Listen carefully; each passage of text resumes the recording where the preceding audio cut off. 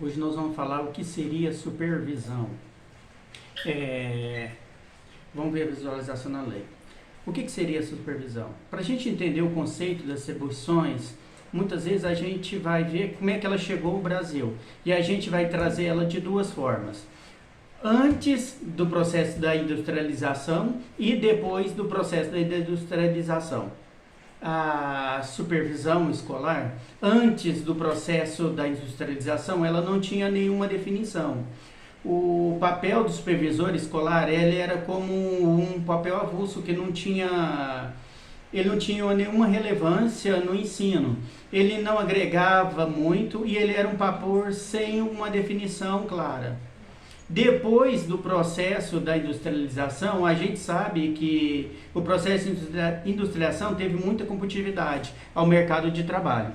E o supervisor escolar, nesse sentido, ele passou a ser aquele fiscal, aquela pessoa que inspeciona, aquela pessoa que vai editar as regras, as regrinhas, que vai definir essas regras e supervisionar essas regras. Ele tinha como papel um monte de inspeção.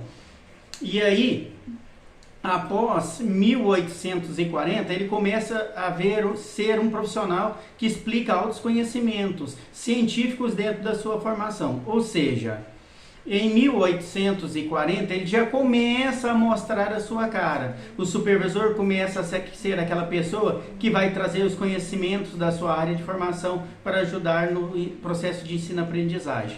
Mas ainda assim, ele ainda vai ser uma coisa meio assim mal definida. Ele vai ser uma coisa que não é tão explícita como nos dias de hoje.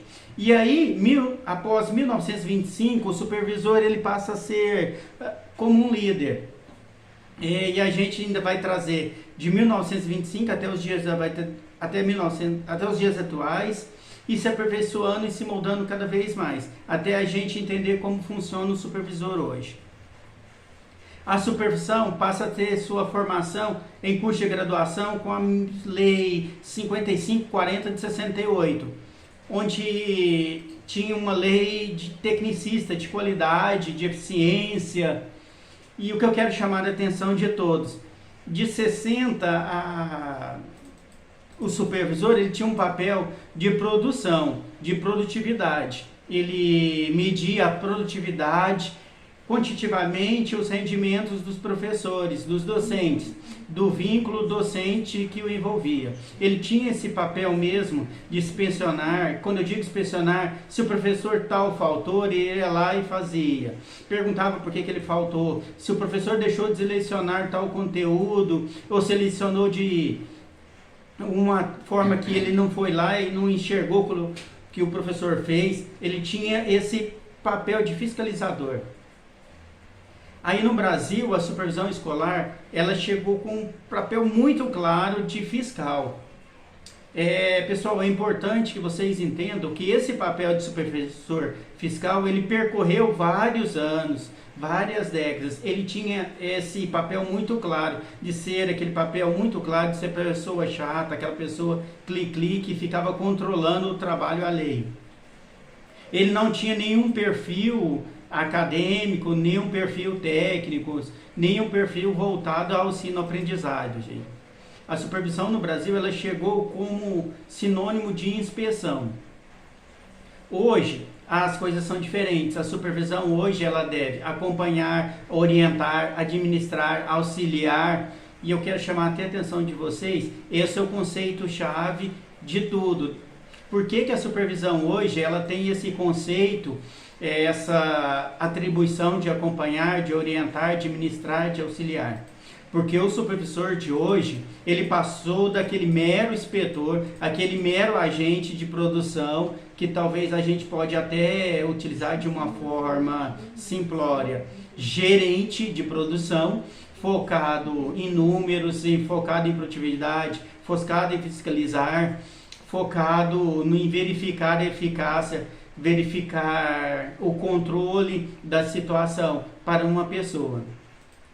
E hoje, né, mudou-se muito. Hoje ele está junto com o professor, ele vai acompanhar, ela vai coletar, ele vai auxiliar e ela vai administrar o corpo docente, que é uma atribuição, aliás, umas atribuições completamente distintas daquela que ocorreram em 1840, como a gente viu no início desse bate-papo. O supervisor de hoje é aquele ente que vai ligar o docente ao seu aluno, propondo melhorias, propondo sugestões, dando norte. A ideia do supervisor é o professor de matemática está com dificuldade de explicar sobre números decimais na sua turma. Ele, junto com esse professor, ele vai analisar essa turma, verificar o andamento, o nível intelectual dos alunos, o nível de maturidade, e juntos, trabalhando como equipe, eles vão chegar em um denominador comum de como essa matéria pode ser licionada de forma eficiente, de forma produtiva, de forma com que os alunos de fato aprendam. Então, o que é importante? O que devemos saber? Qual que é o papel do supervisor no Brasil? Ele tem que ser aquele indivíduo que vai fazer uma costura do processo de ensino-aprendizagem que os professores. Como ele faz essa costura? Acompanhando, orientando, instruindo, administrando, auxiliando. O orientador, o supervisor, ele pode modificar a rotina de sala de aula do professor? Em tese, não. Porque hoje ele não tem mais esse papel de fiscalizador, mas ele pode sugerir ao professor tal mudança no seu planejamento, na forma com que ele vai administrar tal conteúdo, visando facilitar o processo ensino-aprendizagem. Sim, isso ele pode. Ele não pode impor, mas ele pode sugerir. Ele não pode colocar o professor na parede. Ele não pode fazer o professor sentir acuado, como se a opinião do professor fosse menos relevante quanto a do supervisor. Mas ele pode convencer que talvez que se ele modificar alguma coisinha, ele pode. Então é muito importante que nós percebamos que o supervisor é um ente que acompanha, que orienta, né? Então eu acho que a gente pode ficar um pouquinho por aqui e ver a diferença onde foi o supervisor de 1940 com o supervisor de hoje. Um grande abraço.